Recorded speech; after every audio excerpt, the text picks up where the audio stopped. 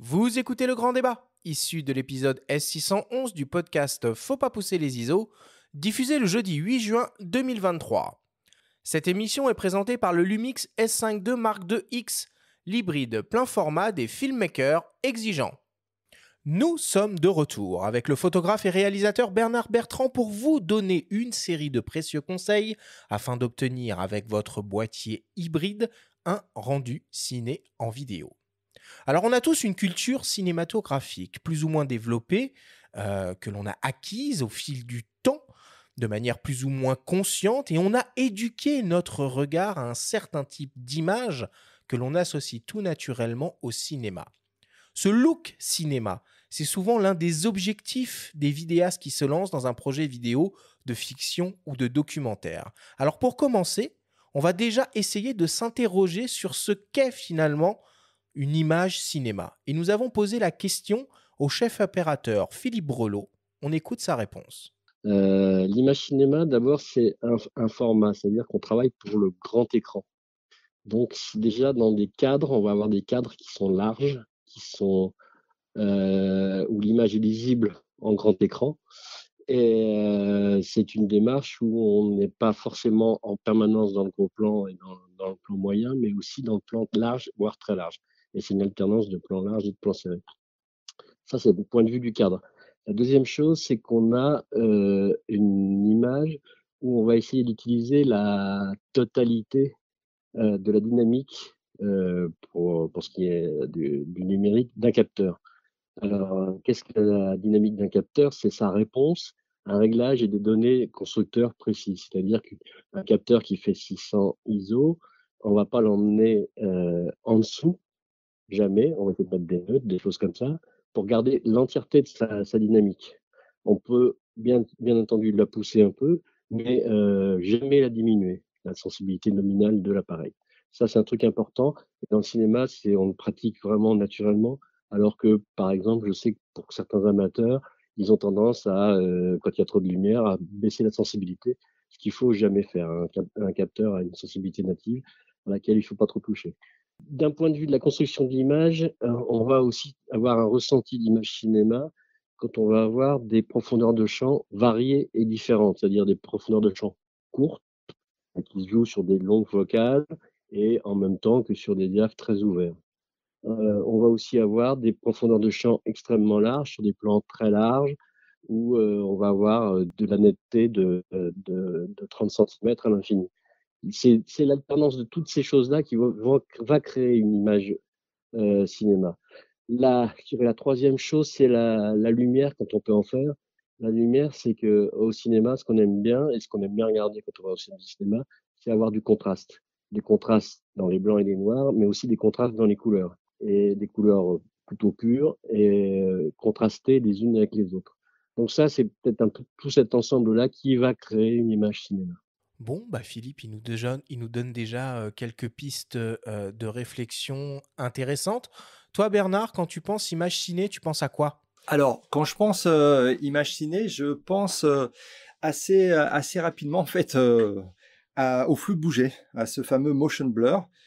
C'est peut-être, l'un des paramètres, qui va en fait, quelque part conditionner, visuellement les choses ou qui va complexifier aussi notre façon de filmer en fait, puisque ça va faire appel effectivement à un accessoire, en l'occurrence le filtre ND, qui va conditionner effectivement quelque part la façon dont on va capturer les mouvements en fonction de la cadence d'enregistrement. Tu fais référence aux 24 images secondes, à quelque chose une image à la base plutôt lente? Voilà, c'est ça. Voilà, donc on est de manière standard à 24 ou 25 images secondes, ok. Et quand on veut, eh bien en fait, en gros, euh, académiquement parlant, on va dans ce cas-là faire ce qu'on appelle, on va respecter la règle de l'obturateur de 180 degrés, qui consiste en fait à doubler systématiquement la cadence d'enregistrement pour obtenir ces vitesses d'obturation. Donc si on shoot à 24 ou 25 images par seconde, on va filmer avec un obturateur d'un cinquantième de seconde. Si on est à 50 images par seconde, on va obturer à un centième de seconde.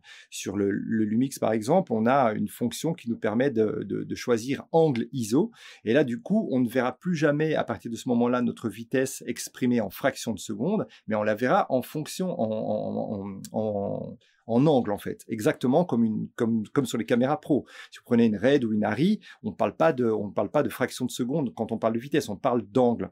Et donc effectivement, tout le film qui a baigné, je dirais, notre enfance, toute la cinématographie qui a baigné notre enfance, dans l'écrasante majorité des cas, ont été filmés à 24 images, avec un obturateur à 180 degrés, donc ça correspond à un 48e de seconde, si on veut vraiment être, je dirais, vraiment tout à fait technique. Et du coup, ça correspond chez nous à un 50e de seconde. Mais dans ce cas-là, on l'a bien compris, en plein soleil par exemple, ou dans des conditions même, je dirais, d'éclairage ordinaire en extérieur, à un 50e de seconde, à pleine ouverture, parce qu'on va vouloir, dans la majorité des cas aussi, avoir une profondeur de champ la plus minimale possible. Du coup, on va souvent favoriser des très larges ouvertures en termes d'ouverture du diaph. Bah, du coup, on a une image totalement surexposée, ce qui veut dire que dans ce cas-là, on doit absolument utiliser un accessoire, en l'occurrence, dans ce cas-ci, dans la plupart des cas, quand on fait du DSLR ou du mirrorless, on va utiliser un filtre ND variable qui va permettre vraiment d'enterrer quelque part un peu l'image, de contrecarrer un peu toute cette quantité de lumière qui vient exposer notre image. De toute façon, on va développer ces points précisément un par un. Je vous propose qu'on essaye en tout cas d'attaquer ces différents sujets dans l'ordre. Et on va commencer par parler du format, du ratio. Parce que bon, voilà, nos hybrides, ils exploitent des capteurs au ratio 3,5, mais qui est un ratio 24-36 photographique. En vidéo, on pense plus naturellement au 16/9. Bernard, dans un boîtier, c'est à quel moment et à quel endroit qu'on peut choisir ce fameux ratio d'image? Et attention, il y a quelques hybrides, de petite précision, mais il y a des hybrides qui sont aussi au ratio 4/3 par défaut. Les micro 4/3. Les micro 4/3 notamment. Juste petite parenthèse.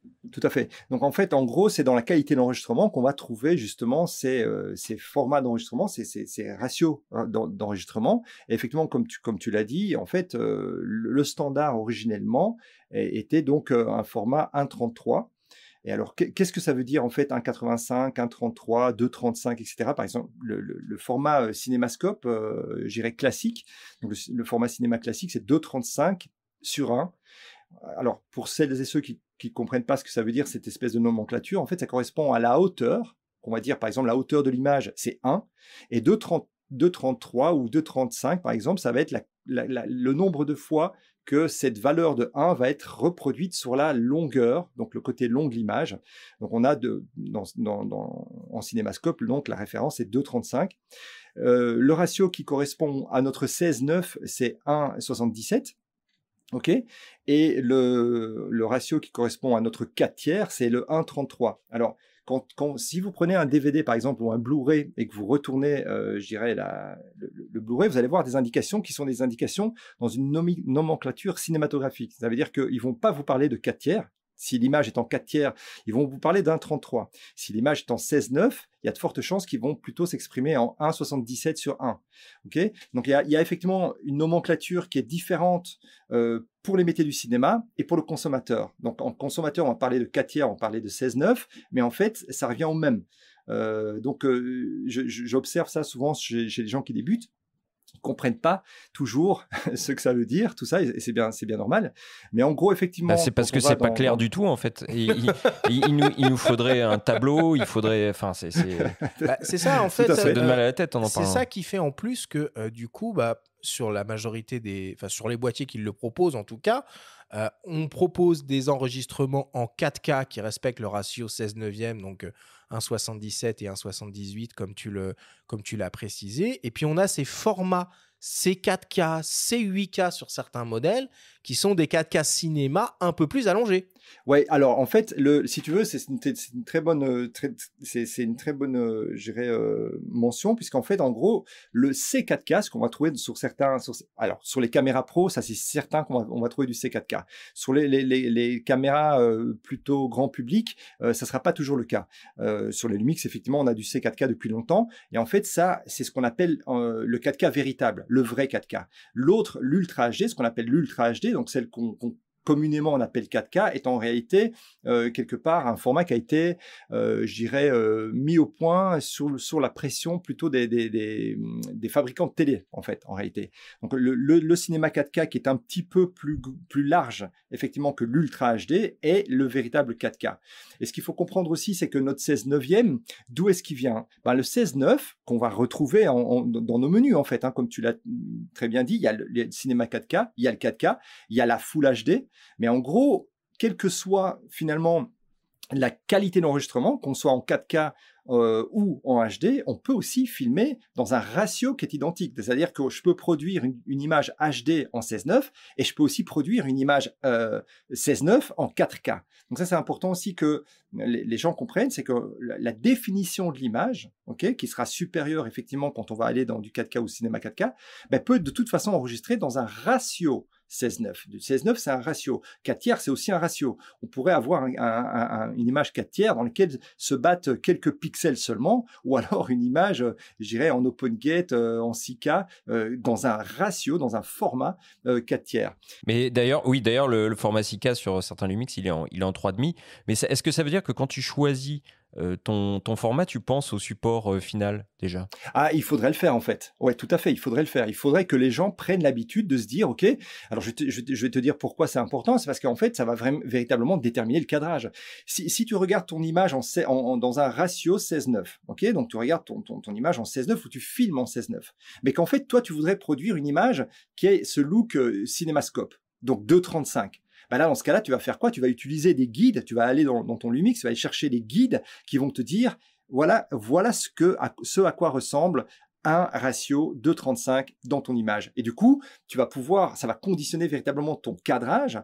Et du coup, tu vas continuer à avoir de l'image un petit peu au-dessus, un petit peu en dessous de ces guides, que tu vas enregistrer. Mais du coup, tu vas cadrer tes personnages, par exemple, ou tes situations en fonction de ce que tu veux délivrer. Et du coup, tu vas amener ton 16:9, ton format 16:9 dans ta timeline. Et là, tu vas amener des barres, je dirais, donc des masques cinémascope en 2:35. Et du coup, il n'y aura pas de problème. Tu ne vas pas couper dans un front ou dans un visage parce que tu auras utilisé des guides.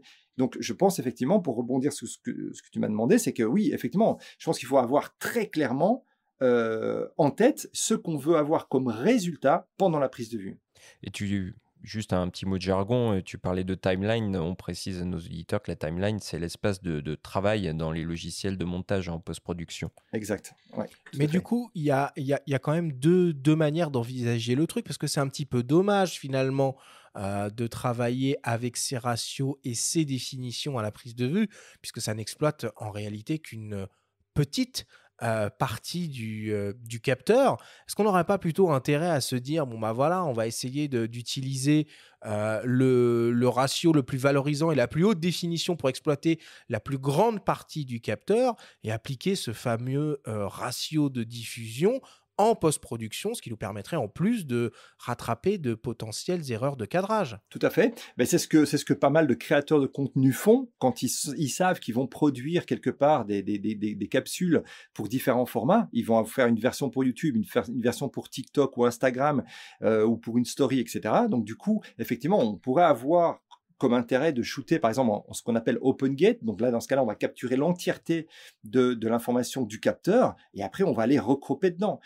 Mais bon, ça a effectivement, quelque part, cet avantage-là de pouvoir repenser, quelque part, sa livraison finale après coup. Et du coup, effectivement, aller chercher ces formats verticaux, horizontaux, carrés, pourquoi pas. Ok, ça te donne un bon terrain de jeu, je dirais. Mais par contre, ça a un coût, entre guillemets, puisque ça va nécessiter effectivement beaucoup d'espace disque ou mémoire.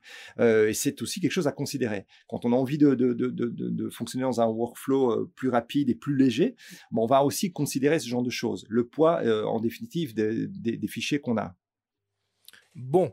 On y voit déjà un petit peu plus clair sur cette notion de ratio d'image pour obtenir un rendu ciné. On va rentrer maintenant un peu plus dans les détails des techniques de prise de vue et on va commencer par parler des effets de bokeh. qui sont, comme l'a dit Philippe, très souvent utilisés au cinéma. Et pour le coup, là, avec un hybride, 24-36 idéalement, ou même APS-C, on est déjà assez bien armé pour pouvoir obtenir ces fameux effets de bokeh extrêmement marqués. La profondeur de champ, elle dépend de plein de trucs. Elle dépend de la taille du capteur, elle dépend de l'ouverture et elle dépend de la focale. Et de la distance. Et de la distance de mise au point.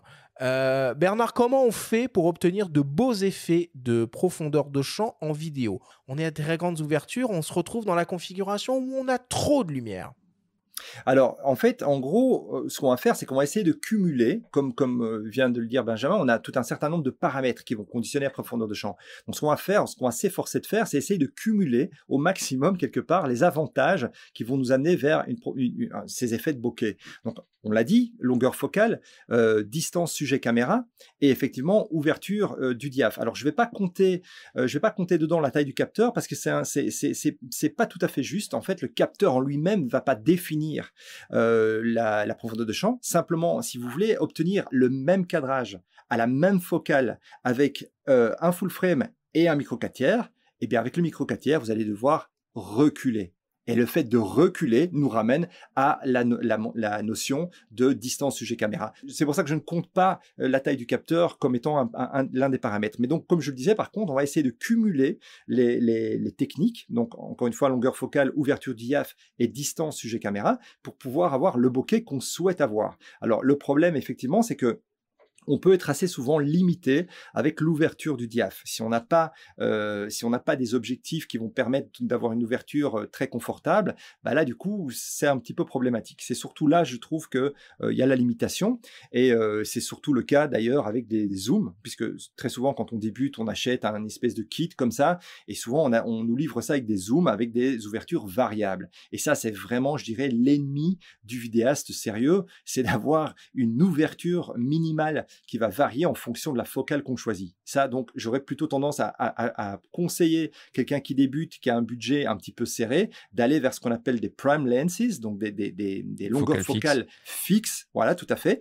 avec des ouvertures qui, dans ce cas-là, auront toujours des ouvertures, je ne veux pas dire record, mais pratiquement, on sera très confortablement à des ouvertures de f1.8, et du coup, on peut effectivement s'acheter, pour pas trop cher, une espèce de kit, un 85, un 50, un 35 par exemple, et du coup c'est comme ça qu'on travaille au cinéma. Si on va demain chez Puzzle Vidéo par exemple louer une valise, un flycase d'optique Cinoche, on va ouvrir la valise, il y a 5 optiques dedans.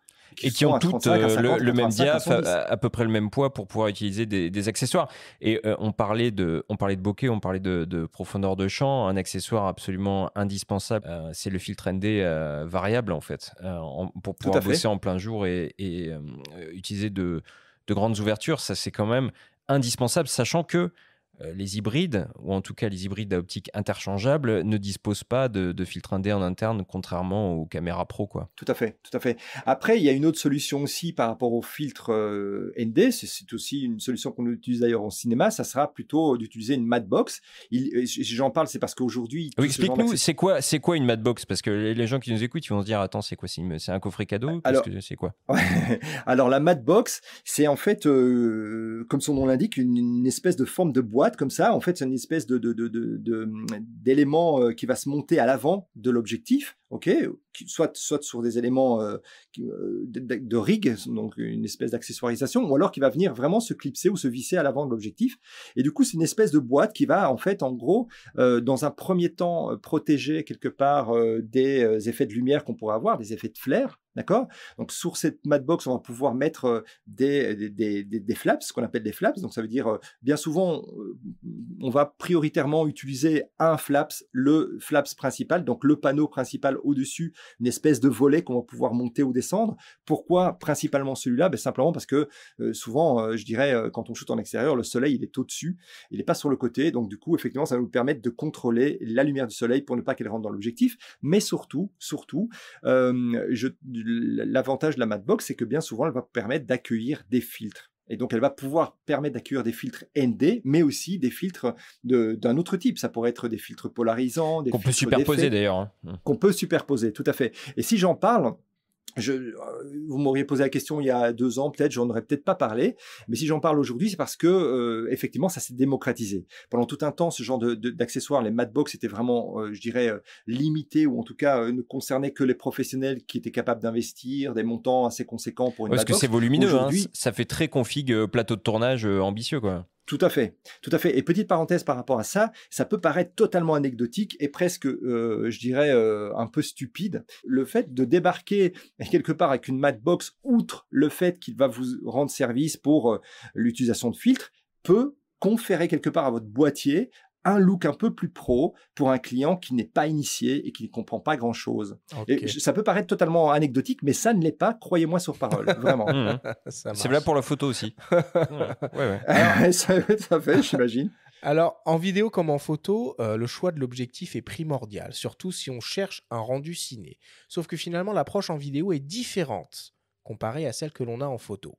Il existe d'ailleurs, chez certains constructeurs, des séries d'optiques spécifiquement conçus pour la vidéo, comme par exemple chez Sirui, Samyang ou encore Laowa.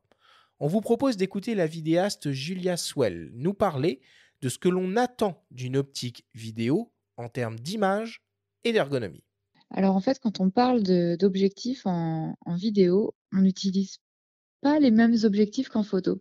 C'est-à-dire qu'on peut bien sûr, mais en vidéo, on va aller chercher un rendu cinéma. Et ce rendu cinéma, en fait, on l'obtient déjà avec des optiques particulières, mais aussi avec des réglages particuliers. Par exemple, en photo, on va parler du piqué d'une optique, alors qu'en vidéo, au final, ce piqué-là, on n'en veut pas. Parce que si c'est trop piqué, c'est trop net potentiellement, et on n'aura pas ce rendu-là. En fait, le rendu cinéma, il va être obtenu par des optiques souvent spécialisées vidéo, bien souvent des focales fixes. C'est vrai que les vidéastes utilisent principalement des focales fixes pour avoir un beau rendu. Alors en fait, on parle de séries de focales fixes dans le domaine de la vidéo parce que quand on va aller tourner, mettons un court-métrage par exemple, on va vouloir que toutes nos optiques aient une harmonie. C'est-à-dire que si on va tourner avec une optique Canon d'un côté, une optique Leica d'une autre, on n'aura pas la même chaleur, le même rendu, la même texture de peau. Donc quand on tourne avec une série, on va par exemple avoir tout un panel de focales fixes, un 24, un 50, un 35, et ça permettra d'harmoniser le rendu final de la vidéo. Alors ça fait quelques années que je suis ambassadrice de la marque Sirui. Cette marque-là, en fait, elle a complètement bouleversé le marché des optiques cinéma parce qu'ils sont lancés à un prix très abordable par rapport aux optiques de cette catégorie-là précédemment. Ils ont lancé toute une série d'optiques anamorphiques abordables. Donc les optiques anamorphiques, c'est des objectifs en fait qui ont une distorsion, un ratio de compression de l'image qui permet ensuite d'avoir un rendu cinéma. Ils ont sorti une série APS-C et une série plein format. Donc ces séries-là permettent en fait de créer un bokeh ovale en post-production et des flares très typiques de la science-fiction, des flares horizontaux bleus, ou maintenant ils ont même sorti des flares naturels. Et donc cette marque-là a un peu révolutionné le marché parce qu'avant c'était des optiques qui étaient très onéreuses, qui étaient vraiment destinées à la production cinéma. Et maintenant que les amateurs ou les vidéastes indépendants peuvent se payer. Alors, du coup, Bernard, si on suit bien le raisonnement de Julia, en vidéo, on va être plus à la recherche d'un rendu doux, finalement, et surtout d'une cohérence, d'une uniformité d'une optique à une autre. C'est ça, cette fameuse logique de série de focales fixes, un 24, un 35, un 50 mm. Exact. Oui, c'est tout ça. C'est toujours comme ça que ça fonctionne, quelles que soient les optiques, qu'elles soient sphériques d'ailleurs, donc les optiques ordinaires entre guillemets avec un bokeh rond, ou les optiques anamorphiques. Quand on va chez un, alors je parle de loueur parce que personne va investir 75 000 € dans un kit, je dirais anamorphique ou dans un kit de Leica CP2 par exemple. Le facteur de taille, et je pense que Benjamin l'a abordé aussi tout à l'heure, la taille et le poids sont très importants. Et pour revenir d'ailleurs par exemple à la manipulation des caméras. En fait, il faut savoir qu'en cinéma, ou en tout cas dans une logique cinéma, on pense son plan. C'est pas du run and gun. On pense son plan. Donc là, on fait un plan serré, on fait un plan large, on fait un plan d'ensemble, d'accord. Et donc du coup, chaque plan va correspond à une longueur focale. Donc dans ce cas-là, on fait stop, ok, on fait pause, on change d'optique. et on fait le plan. On cadre. C'est pour ça qu'on parle de storyboard. Souvent, on écrit un storyboard, on dessine les plans et contrairement au run and gun qui consiste à effectivement shooter un petit peu caméra au point. C'est ça, de manière plus opportuniste. Et effectivement, donc du coup, si on veut marcher sur les traces du cinéma, ben, on va plutôt, effectivement, comme tu le dis, storyboarder son shoot et choisir les longueurs focales en fonction des valeurs de cadre qu'on veut. Et en l'occurrence, par exemple, Panasonic vient de terminer, je pense, maintenant sa série là, avec le 24 mm, si je ne me trompe pas, c'est un 24. Il y a le 24, le 35, le 50, le 85, qui un ont 8. tous, exactement, un 8, tous le même facteur en termes de taille, en termes de poids, c'est exactement la même chose.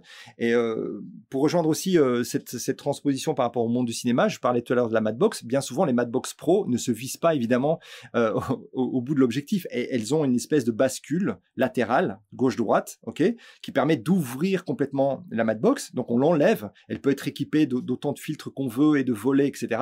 On la désolidarise du rig en faisant un petit panotage comme ça, droite ou gauche. Et du coup, on a accès à l'optique. Et en gros, pour ne pas devoir systématiquement recalibrer le positionnement de sa Madbox, ben, il suffit d'utiliser toujours des optiques qui ont le même facteur en termes de taille. Et c'est très important pour le fabricant de respecter ça. Et c'est ce qu'a fait Lumix en produisant ces focales qui ont exactement la même taille. Du coup, chez nous, en fait, je dirais, ce qui nous intéresse aussi dans cette idée-là, c'est que du coup, pour rééquilibrer un gimbal, ben, ça va être la même chose. Ouais. On ne passe pas d'une optique à l'autre qui fait 2 fois le poids. On est dans des facteurs qui sont... Mais pour le coup, ces optiques focales fixes Lumix f1.8 sont presque trop piquées pour avoir un rendu ciné et un rendu d'image assez doux. C'est quoi la solution du coup pour, on va dire, très mécaniquement adoucir le rendu de ces optiques-là? Je crois que ça se passe par les filtres aussi. Ouais, tout à fait. Alors ça, c'est assez marrant parce que en fait, effectivement, dans la photo, on était à la recherche du piqué absolu, quoi. Il fallait qu'on puisse compter les sourcils, les cils, etc. Alors moi, je reste malgré tout très attaché au piqué parce que voilà, mon core business, entre guillemets, c'est plutôt de la beauté et de la mode. Donc je suis plutôt resté attaché au piqué. Donc j'aime bien avoir une profondeur de champ très courte, mais j'aime bien que là où ça pique vraiment. Donc ça me pose pas de problème. Je n'utilise jamais de promiste, etc. Mais en gros, pour répondre à ta question, effectivement, il y a toute une gamme avec une différente gradation d'ailleurs, qui vont permettre de softer l'image. Alors, un point important, elle en a parlé quand elle parlait de toute la gamme Sirui, par exemple. C'est que moi, personnellement, j'en ai testé des optiques Sirui en anamorphique. Je les trouvais très piquées. Elles sont très, très piquées. D'ailleurs, j'ai vu pas mal de commentaires là-dessus, ce qui ne fait pas de ces optiques de mauvaises optiques. Hein. Effectivement, comme elle a dit, elle a ouvert tout un marché et rendu accessible l'anamorphique, par exemple, au plus grand nombre. C'est une très, très bonne chose. Mais elles sont malgré tout très piquées. Donc, du coup, j'aurais plutôt tendance à dire que, en fait, ce qu'il faut savoir, c'est que l'anamorphique, par définition, c'est une aberration. C'est en fait tirer profit d'une forme d'aberration optique. D'accord ? Donc, du coup, effectivement, on ne va jamais être sur des optiques anamorphiques qui vont avoir, ça ne va jamais être les champions en piqué. Forcément, parce qu'il y a une espèce de jeu optique, vraiment d'un point de vue optique qui s'opère, qui donne ces effets-là, anamorphiques et donc des bokeh ovaux de forme ovale, etc. Donc, du coup, c'est l'espèce de dépiqué qu'on veut avoir dans notre image Cinoche vient en fait principalement de notre culture. Tu l'as évoqué en tout début de vidéo, en tout début de capsule, tu as parlé de notre inconscient. Et on a tous effectivement notre inconscient collectif qui a une lecture de l'image cinématographique qui vient en fait de tout le cinéma qu'on a vu. Et le cinéma qu'on a vu, ça a été shooté avec des Kowa anamorphiques de 1970 parfois. Okay, et qui n'étaient pas des champions en termes de piqué, mais qui avaient un rendu un petit peu velouté. Et finalement, quelque part, on est conditionné par ce look-là. On veut revenir à ce qui a bercé notre enfance, entre guillemets, en termes d'image Cinoche. Et bien souvent, c'était des images, je dirais probablement que 80% de l'industrie cinématographique qu'on a connue en grandissant, vous et moi, étaient des films qui ont été shootés en anamorphique. très clairement. Donc avec des optiques qui n'étaient pas des CP2, CP3, qui sont excessivement piquées.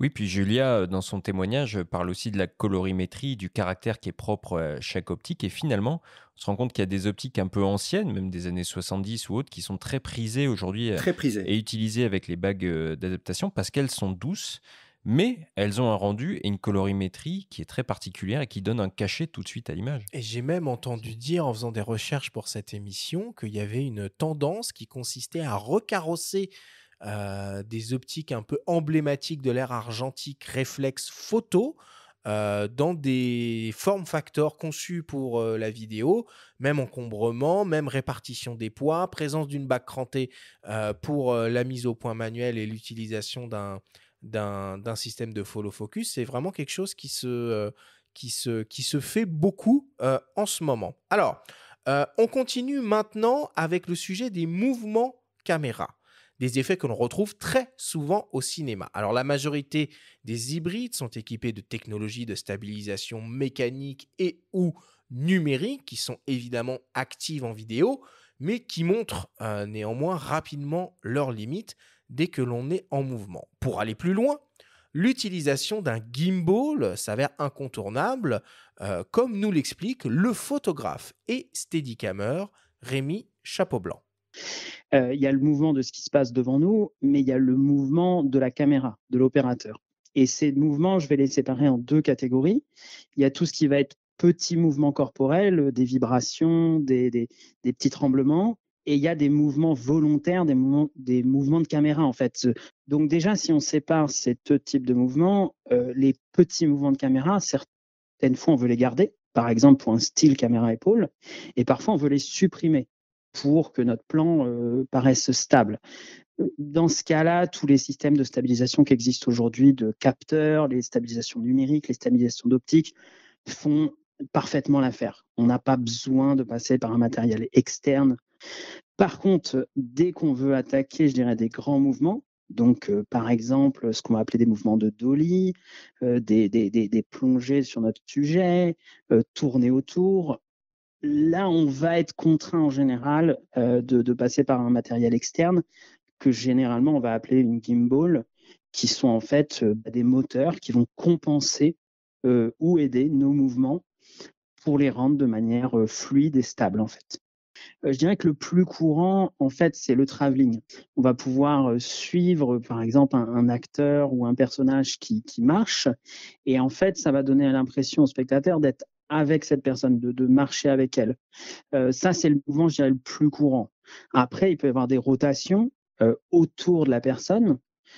Ça, c'est des mouvements qui sont qui étaient relativement compliqués à faire, mais maintenant, avec une gimbal plus ce qu'on va appeler de l'active track, donc c'est la gimbal va s'auto-orienter par rapport à notre sujet, et ben ces mouvements deviennent hyper accessibles pour le grand public. Après, on va avoir des mouvements de type ce que je vais appeler des reveals. C'est par exemple, on va partir des pieds de quelqu'un, on va le suivre en train de marcher et on va remonter progressivement jusqu'à son visage pour révéler notre personnage à notre spectateur. Il y a toute une sorte de topologie de mouvements qui existe déjà, qui ont des noms. Mais évidemment, l'imagination de notre réalisateur en herbe peut partir et imaginer des mouvements très complexes.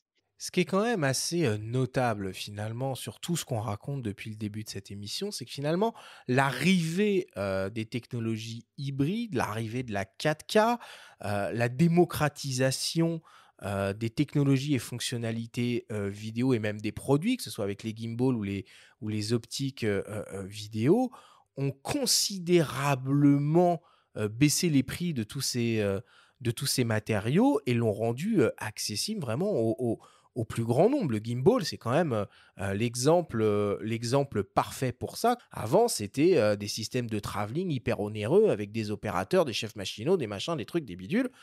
Maintenant, on peut tout faire ça tout seul, quoi. Tout à fait, d'autant qu'en fait, ce qui est très intéressant, c'est que en plus de ça, il y a pas mal de marques qui se livrent une bataille justement à ce niveau-là. Si je prends l'exemple des gimbals, par exemple, on a d'un côté DJI et puis Zion Crane, par exemple, qui se livrent vraiment une espèce de ping-pong comme ça.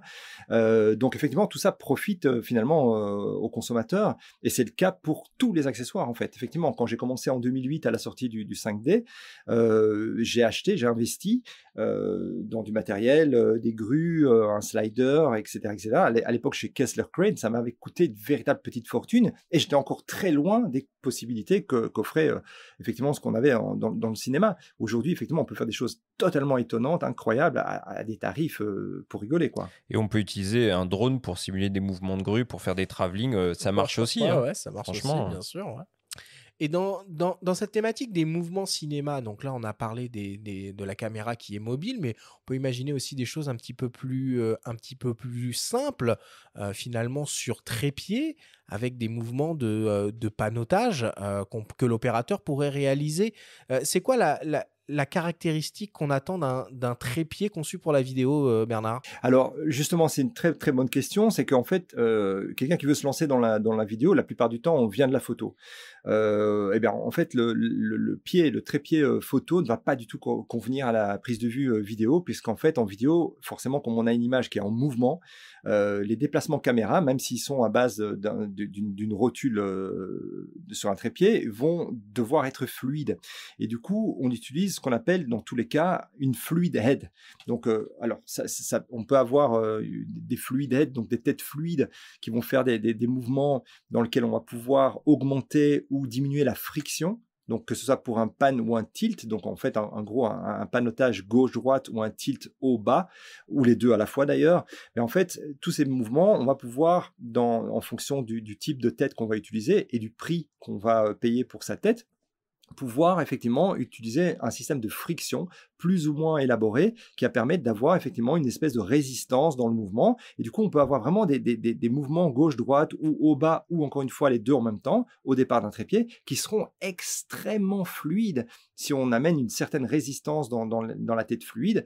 Et, comment tu gères la stab quand tu fais un panneau en vidéo? Bah alors, dans ce cas-là, si ton boîtier est mis sur une tête fluide, tu désactives la stab tout simplement, puisqu'en fait, il est complètement pris en main par la tête fluide, c'est tout l'intérêt.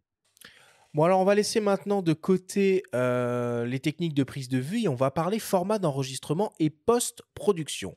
Ces deux choses sont intimement liées, en particulier pour ce qui est de ce que l'on appelle l'étalonnage. On vous propose d'écouter le témoignage du photographe et réalisateur Quentin Caffier, qui s'occupe de production de films publicitaires comme toi, Bernard, et qui s'est fait une spécialité de cette étape de l'étalonnage. Il nous explique l'importance de cette opération quand on veut essayer d'obtenir un rendu ciné en vidéo. Donc l'étalonnage, c'est une étape qui arrive à la toute fin du processus de création d'un film, et ça consiste en gros à intervenir sur la couleur des images.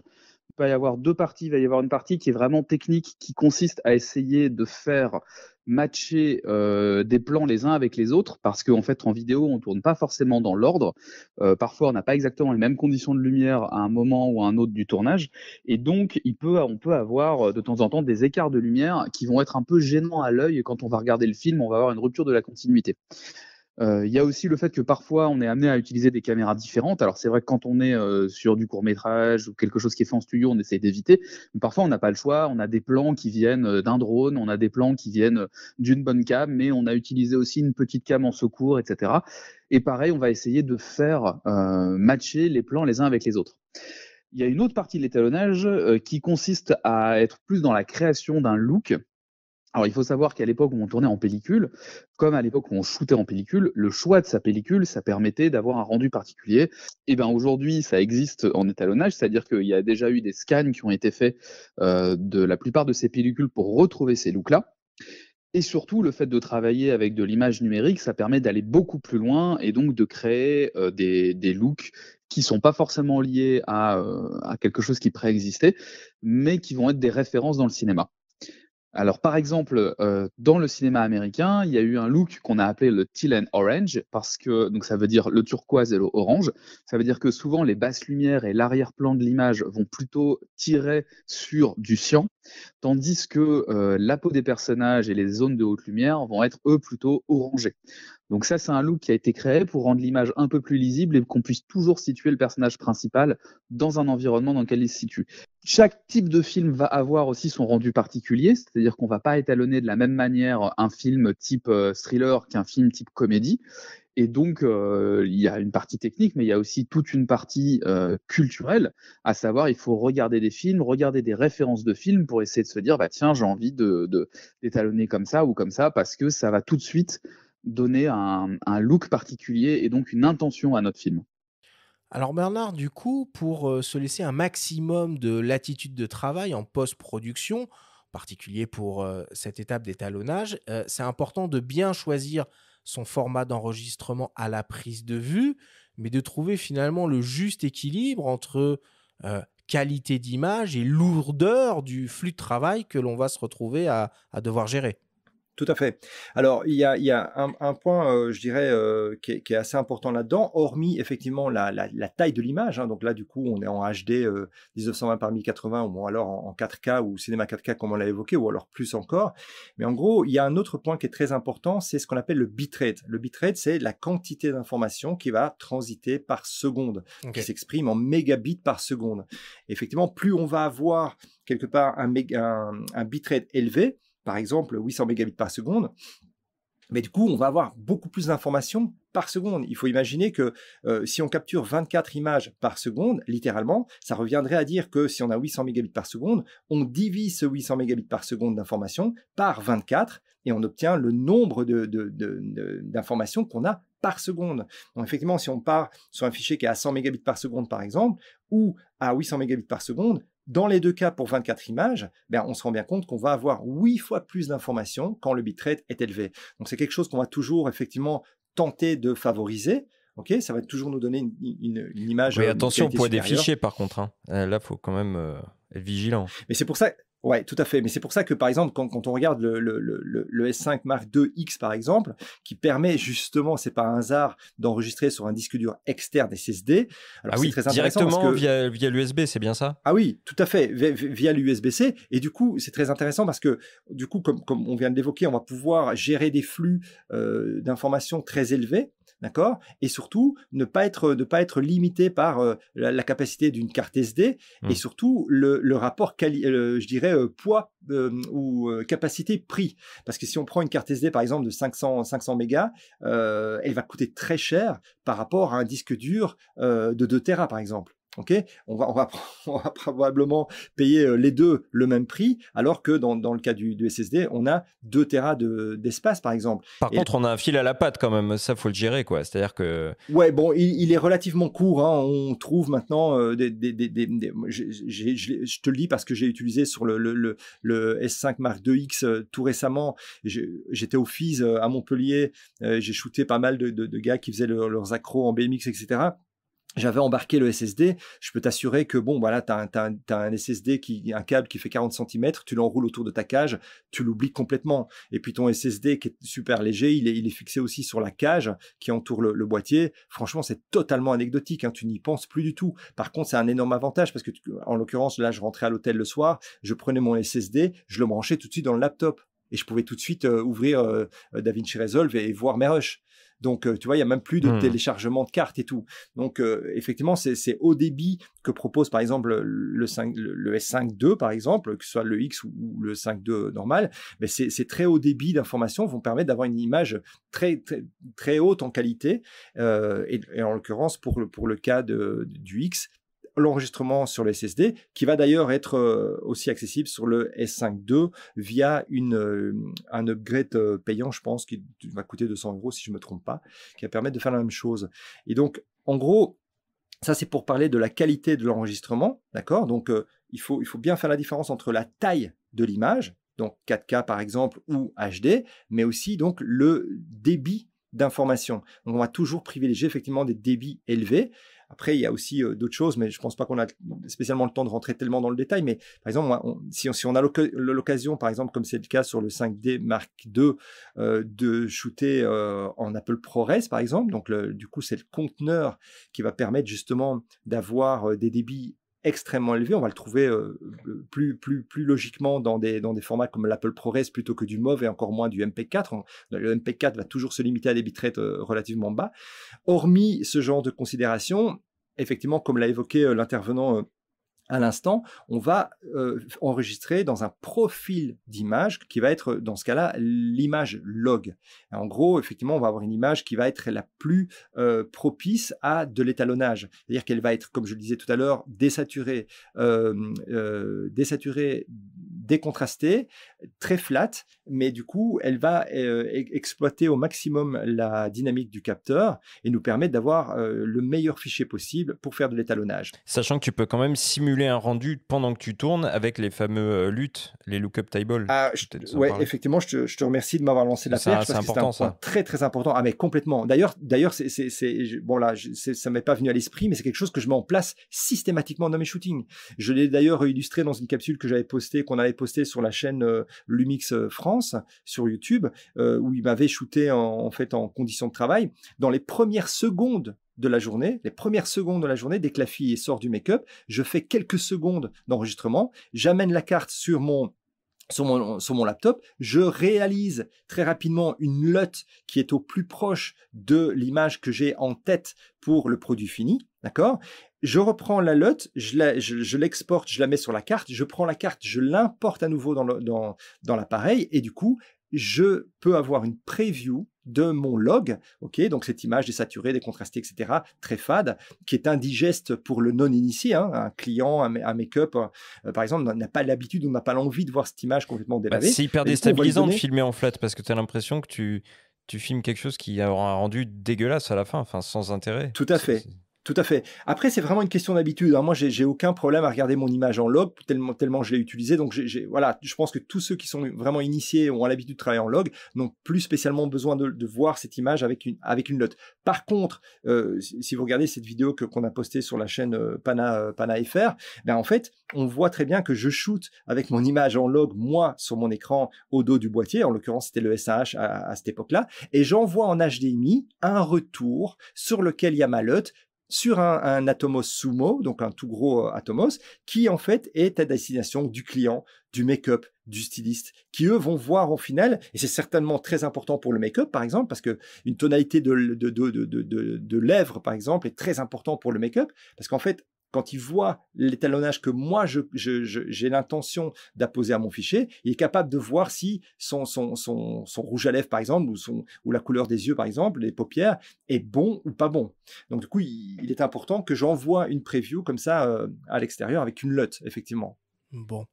On va conclure cette discussion là-dessus. Alors bon, c'est un panorama très rapide et très large de différents aspects à prendre en compte pour essayer de s'approcher de ce rendu cinéma. Évidemment, c'est un peu frustrant parce que chaque sujet que l'on a abordé au cours de cette discussion mériterait une émission entière pour pouvoir être développé comme il se doit. Mais bon, voilà, on a déjà un premier panorama des choses à avoir en tête, à essayer de mettre en place quand on veut obtenir ce fameux rendu ciné en vidéo.